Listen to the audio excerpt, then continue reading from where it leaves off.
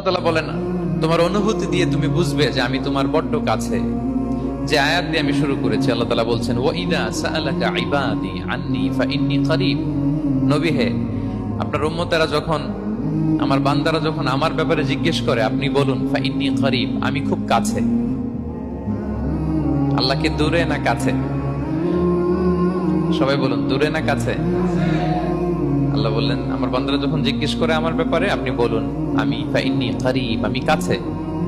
উজিবু দাওয়াতাদ দাঈ ইযা দাআন, কেউ যখন আমার কাছে দোয়া করে, চায়, আমি তার ডাকে সাড়া দেই।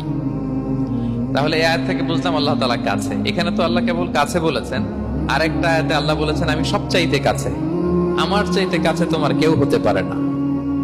ওয়া নাহনু আকরাবু ইলাইহি মিন হাবিলিল ওয়ারিদ। আমাদের এখানে গ্রীবাস্থ একটা ধমনী আছে, এই ধমনীটা কেটে দিলে মানুষ মরে যায়। আল্লাহ বলে, তোমার এই ধমনীর সাহারক তোমার যত কাছে, আমি আল্লাহ তোমার তার চাইতেও বেশি কাছে।